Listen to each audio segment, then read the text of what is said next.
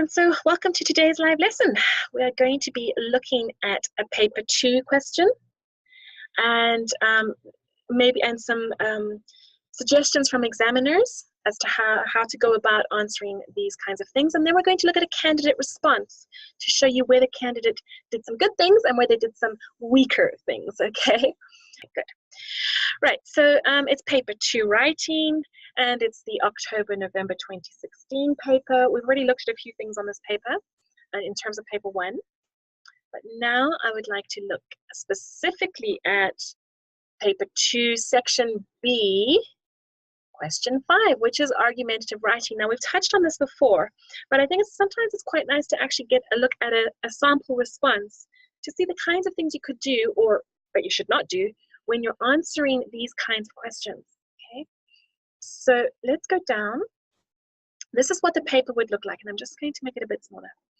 So you have to answer one question from section A and one question from section B, right? All questions carry equal marks, and you should write between 600 to 900 words for each question. So try to stick roughly within that, that limit. Don't go over by 20, okay? If 20 is the maximum you can go over by, I would suggest. So you do one from section A, which is more imaginative, and perhaps next week we'll look at something more imaginative, okay? The more fun stuff, all right? And then there's section B, which is all about writing for an audience. And so this links in with what you look at in paper 1 in terms of directed writing tasks, which we've been looking at in previous live lessons. But this is specifically writing for an audience, but there is a sort of creative, there can be a creative bent to it, but generally you have to stick to some sort of format, okay, because you are writing for an audience. So for example, number 4 is all about writing a magazine article. So you'd have to know the conventions of a magazine article and the things it tends to do. Number 5, the one we're going to look at, is about 2 speakers taking part in a debate. So you'd have to know, you'd have to have a good idea of the general format of a debate, or how at least you're going to lay out a debate. And then number 6 is write the script of a voiceover for a TV documentary. So you'd have to have a look at in the textbook where they have the one example of a voiceover script and look at the kind of thing that it does. So we're going to focus on number 5, this idea of an argumentative essay and of contrasting pieces, because this one's 2 different pieces, okay? So 2 speakers are going to take part in a debate on school leaving age. One of the speakers argues that students should be allowed to leave school at 16. The other speaker believes all students should have to stay in education until at least 21. Okay, so very different points of view taken here. Write the text of their speakers, 300 to 450 words each. In your writing, create a sense of their opposing attitudes and viewpoints. So yes, their views must differ. They're definitely going to have differing views, but also their attitudes need to be slightly different. And what that really is trying to focus on is this idea of voice. When you create kind of almost like a character or a persona, you're trying to imagine somebody presenting the speech. It has to be done in a certain way that aligns with that person's character. Okay, so if you are a really good writer, you should be able to bring across this idea that there are 2 different people speaking, and that's hard, that's tough, because not only do you have to come up with content and make reasonable, logical arguments, you then have to try and tweak the way they say things, okay? Very hard, very tough, but let's have a look at what a candidate has done here. But before we do that, I just want to point out some things that the examiner review has said, the examiner report for this section. The key message is that candidates should focus on the instructions within each question, and that applies to every single question you get in a Cambridge exam. For example, concentrating on suspense and mystery for question 1 and passion and urgency for question 6, or whatever it might be for our question 5. Now, time management skills are essential. Overlong narratives in section A, so if you spend too much time on your imaginary writing, often lead to short, underdeveloped answers for section B. And that is not too wise, because ultimately, if we go back there, you'll see that each section is worth equal marks, okay? So I think the entire paper is out of 50. Where does it say? All questions carry, I'm sure it's out of 50 for each one. So you'd have to be able to answer this one thoroughly and answer the next one thoroughly, okay? Don't spend too much time on one to neglect the other. And this is why you have to practice, practice, practice past papers so that you get into the habit of writing under a time limit. That is a hard thing to do, okay? So candidates should be prepared to spend a few minutes writing out a short plan to ensure the sound and effective structure of an answer. A lack of a plan often leads to diffuse, rambling work. And what that means is your marker can tell if you're just coming across ideas as you're writing them down, or if you've actually said, okay, I'm going to look at this, this, and this, and then you expand on it, and you have your introduction and your conclusion, or whatever it is that you need for that particular piece of writing. Now, I've pointed out I've given some more information on this particular document about what examiners were looking for. And a lot of them are grammar concepts that I don't have time to go into in this lesson, but if you ask for a copy of these lesson notes, you can read through these for yourselves, the grammar concepts. But the main point I wanted to give you from this particular page is that the contrasting pieces in question 5 were less successful when the candidates were unable to differentiate between the voices or the points of view. Oh, interesting. So some candidates didn't even take a different stance. Remember, you've got to be pro leaving at 16 or pro leaving at 21. And so lots of people didn't manage to do that. Some candidates relied on exclamation marks and dashes rather than language to convey excitement or hesitancy. So in other words, they would have preferred if excitement or hesitancy had been conveyed in language rather than just relying on punctuation to do that. Compositions were more successful when the candidates had strong views themselves, example, age of leaving school, or were already well versed in the arguments surrounding the topic at hand, global warming. So another question would have looked at global warming, two different sides of the argument. Many excellent responses contained detailed arguments on either side of the debate. Others needed to develop more detailed, balanced, or thoroughly explained arguments in order to achieve higher marks. In other words, make sure that whatever stance you take, you develop the ideas in it. Don't just touch on ideas superficially. And they don't have much meaning. They don't have much clout, okay? So you want to make sure you develop your arguments. And like I say, if you get a copy of this lesson, you can look at all these other things that I've explained here grammatically, grammar ideas, okay, that are also important. Now, another point I want to make that the examiner has pointed out, the more successful writing for an audience answers kept the target audience in mind throughout and adopted language and structural techniques to match that audience. So if you're going to be conducting a debate about school leaving age, you want to make sure that your answer comes across in quite a formal way. You're not going to be too casual, relaxed. You're not going to use slang. You might throw in something like that to make a joke or to make the audience laugh. But you really have to adapt a certain format and a certain tone. And this will come through in the way that you've written your answer. And that is why you have to keep your audience in mind. Less successful candidates needed to remember to use the conventions of different forms to establish a mature, credible voice, or develop a well thought out, logically organized line of argument. Okay? Everything you say has to be logical, has to make sense.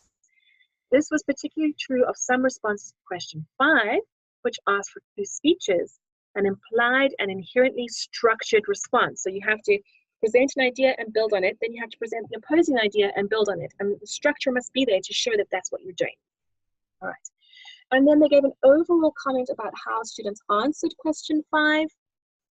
This question about school leaving age was also quite popular. It was generally handled well with some very successful persuasive answers, which created differing attitudes and viewpoints effectively.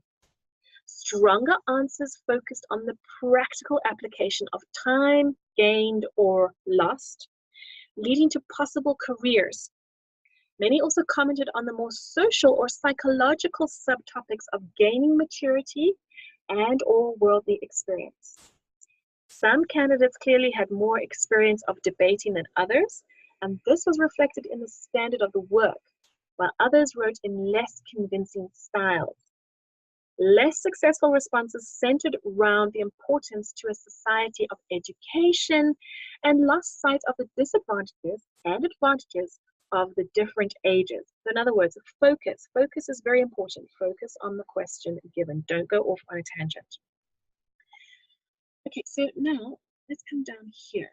This is the candidate response. You can find this online if you want to have a look for it. Just have to just search in Google for paper 2, Cambridge International AS and A-level English language candidate response. Okay, candidate responses. And this is the one I'm going to try and read through with you now. So hopefully you can all see this clearly. And anybody else that's joined, just remember to say hi in the chat box. Okay. All right, so section B, question 5. Let's have a look at the candidate response.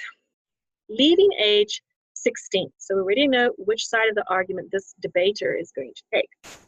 Good morning, my fellow students and teachers. And now the examiner has a comment. Audience is made explicit from the outset. That is, we know who the audience is. And it is immediately clear that this is a speech because this is the way you would address someone in a speech. Good morning, my fellow students and teachers. So we know who the audience is. Today, I would like to address the topic of age. And here they have a number 2, and number 2 says there's a spelling error. Address is not spelled correctly. Okay. I'd like to address the topic of age. More specifically, and this is a bit questionable, but they don't point out every single error, okay? At what age students should be able to leave school and start with their lives as an independent person. And they like this because they said the topic is made clear from the outset. We know this person is going to look at the idea of age and leaving school and becoming independent. All right, so those 3 things are already addressed in the opening of the speech. It is my strong belief here they are taking a stance that students should be allowed to leave school at the age of 16. Here are some of the reasons why I believe that this is a good age. And the examiner has said, the speaker's purpose is also made clear now by a straightforward statement of intent and a simple indication of direction. In other words, they've taken a stance and they said, they've gone on to say, here are some of my reasons. So they're building up an argument in a logical, methodical way. This is all about structure and development, and the examiner liked that, okay?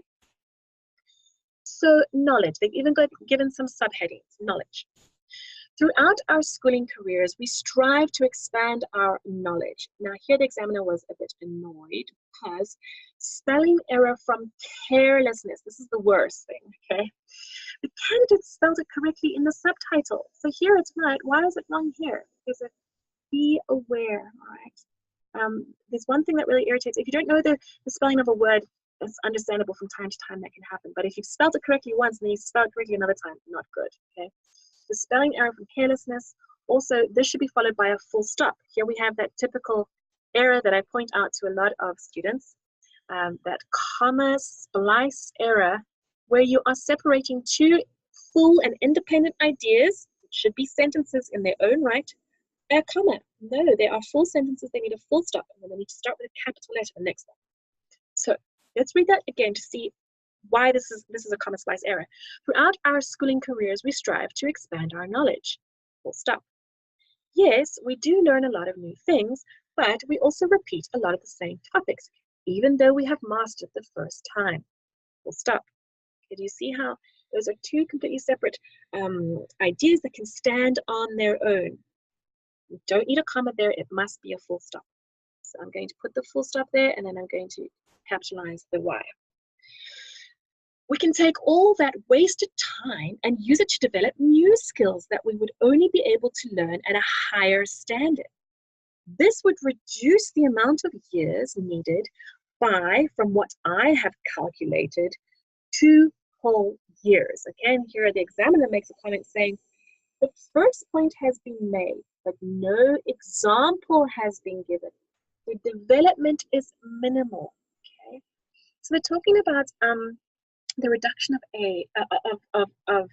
of years needed to learn skills. Okay, but give us a solid example. Where has this happened, or where could this possibly happen? Okay, so just expand on that argument. It's too vague. We need solid examples to support the claim that you're making there. Okay, Next one, they jump onto experience, and that's fine. It's also valid. So knowledge, experience. School takes a lot of time out of one's life. And this, it needs an apostrophe here, one's, and you'll see that this apostrophe error happens regularly throughout this student's work. So therefore, they do not know how to use an apostrophe, and it keeps on happening. I'm not going to point every single one out, but it's another thing that will highlight that you don't know nuances of language. Right? School takes a lot of time out of one's life at a young age. This often means people can't experience other fundamental parts of becoming an adult. Fundamental is spelled wrong. Okay, so that should be an A. For instance, many jobs require a certain number of working years experience. What does the experience belong to? The working years. It's the working years experience. There's more than 1 year. It's plural. Therefore, the apostrophe goes at the end. So apostrophe needed, working years experience. And this examiner obviously has a thing for apostrophes, as most markers will have. So make sure that you are paying attention to these. Experience we cannot attain as we can't work at small businesses. All right, so this is unclear. Does the candidate mean while still at school, that you can't work at small businesses while still at school? So complete your ideas so that your examiner knows what you mean. 2 years working experience, once again, it belongs to 2 years working experience, will greatly help in the future. Okay, so that's their idea of experience, and now they're looking at the concept of university. My final point is universities. A lot of universities look at grades from lower standards. For instance, IGCSE levels are highly respected in our universities, and one can often get in on those alone. So why waste time doing a lower standard for longer when you can do a slightly higher, more recognized one that takes less time? Okay, a lot of things we have to take on board here, and the point the examiner is making here, again, unclear here what doing a lower standard means. And I think the student meant, you know, something other than the IGCSE. Right. So just a bit strange in the wording. And that's the end of the speech. I felt that there needed to be a little bit more of an ending to that particular person's speech, because now they're just going into the next speech, leaving age 21. So I would have wanted to see more of a conclusion there. So leaving age 21 is fine. Now we know we're going into the next speech. Good morning, all. So this person just says it to everybody. I cannot see, I cannot see that a leaving age of 16 will be effective both for oneself or for the community. And here the purpose is clear from the outset. This is the opposing argument. So what they liked was that this person immediately went into the opposing argument after greeting everybody.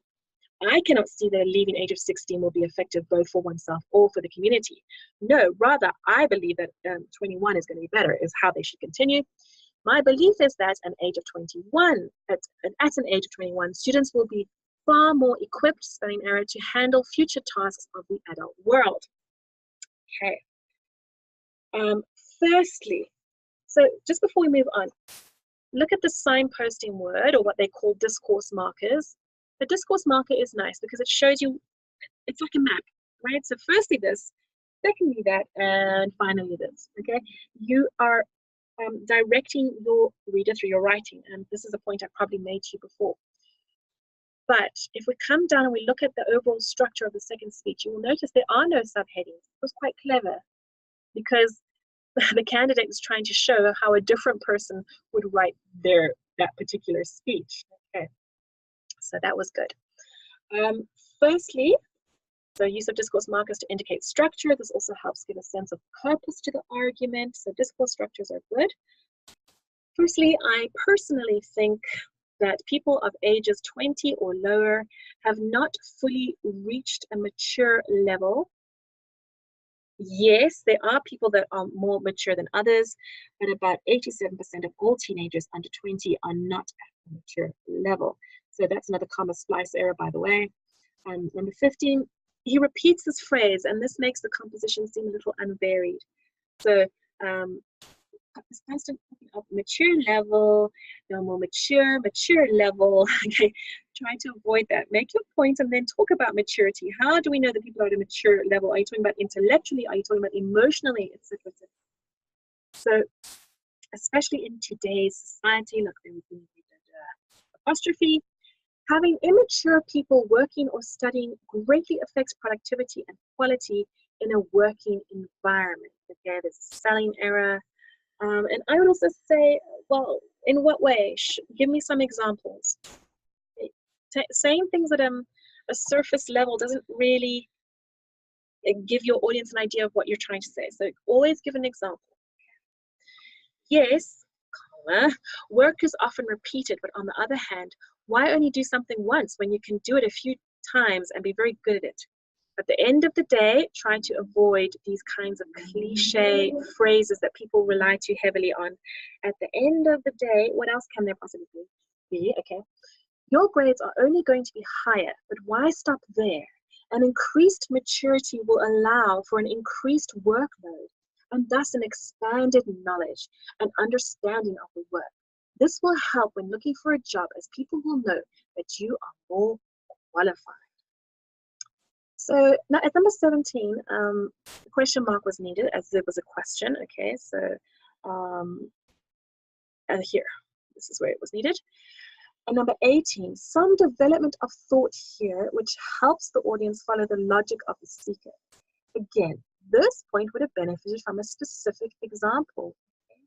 So this will help when looking for a job, as people will know that you're more qualified. For example, a close friend recently applied for a job, etc. There are ways of bringing in examples to substantiate whichever point you're making.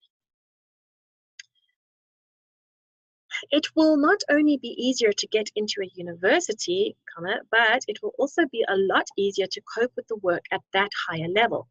First and second year varsity will be easy, as there is a high probability that the work has already been covered. Okay, and 19, there's a comment here that vocabulary is apt here because they're talking about high probabilities. And in speeches where people are trying to convince you of things, they will talk about the probability of something. So this is apt for this particular speech and for a speech in general. But the work has already been covered. A better understanding will lead to better grades and eventually lead to more and better opportunities. There's a spelling error in the future. Finally, and here's a nice discourse marker again, or a signposting word. I believe, and there's a reaffirmation here, and it's like tying up of things that the previous speaker didn't have and should have had. I believe that by learning at a mature and academically achieved age, the expression academically achieved age is unclear. What does that mean? Just because you're a certain age, you are going to automatically be academically achieved? Not necessarily. So just be careful in the way that you phrase things. Academically achieved age of 21 will allow you to know what you want to do or what you want to study. Very often, students have no idea of what they want to do after school. By having this piece of knowledge, time can be well spent and money not wasted. Okay, and yes, what about spending time well and money not wasted? In what way? There was a bit of development that needed to be happening there. So number 24 says a conclusion is needed here to this particular point, this idea of spending money well. And because of this, if the speech ends too abruptly. So they move into a conclusion, but it doesn't quite tie up to abrupt. And then 25 says that overall, a consistent focus on the relevant content and form. Definitely, they definitely took the points that they wanted to make, and they looked at the two sides of the argument. There was an apt sense of audience. Yes, we were aware of the audience. We were addressed as an audience. And a clear structure showing two opposing viewpoints. Lexical choices, or in other words, the words the candidate chose, or the way that they phrased things, the language they used, was apt and gave a sense of two voices, because not only did they do this thing where they were a bit more short and terse or brief in the way that they stated things here with these subheadings, although that lack of conclusion, that was not good. And this person is a bit more sort of reflective, should I say? They're a bit more reflective. Their sentences are a bit constructed in a bit longer. Sorry, I can't speak. The sentences are a bit longer, so more complex structures. Okay, more complex structures. And sounding a bit more discursive, almost taking a tone of discussion, even though they take a clear side of the argument. So they did create a different sense of voice, which was clever and hard to do. Maybe not that apparent, but it is there. If you really read this again, it'll come out to you, okay? So we're 3 minutes left. So let me just read a bit more of the examiner's thoughts on this answer. How the candidate could have improved the answer. While there was a consistent focus on the topic in the candidate's answer, the number of errors, especially of spelling and punctuation, brought the candidate's mark down. So it's really worthwhile paying attention to punctuation and spelling. The use of specific examples would have made the arguments more convincing and persuasive, absolutely. More varied use of language effects could have made for a more engaging set of speeches. So language effects, things like exclamations or rhetorical questions or maybe ellipses, like a pause or something. Okay, so although that's punctuation, but there are definitely ways of doing this. You just have to look at some examples of speeches online and you'll get a better idea of this sort of thing. Then I also want to point out these two things about common mistakes candidates made in this question. For question 5, the words debate and argues should have alerted candidates to the form expected, which means some people didn't even realize that that's what they were supposed to do. And the command was write 2 speeches with opposing attitudes and viewpoints. Candidates therefore had to formulate 2 different speech texts with completely different points of view. They're still saying people didn't do that. It's all about reading the question. The more sophisticated candidates also created 2 different voices with varied styles of speaking to emphasize 2 different personas. So that's a good thing. Okay, we're on our last minute here. The more successful writing for an audience answers kept the target audience in mind throughout and adopted language and structural techniques to match that audience. Less successful responses were unable to use the conventions of different forms, establish a mature, credible voice, or develop a well-thought-out, logically organized line of argument. Across Section B, as in Section A, there was a range of technical and structural errors which often impacted on the clarity and accuracy of expression. Express yourself clearly and concisely. The most successful responses avoided this tendency. So clarity is what you need to aim for. Perfecting punctuation, spelling, and sentence structures are also important. That linked to content is what is going to give you your marks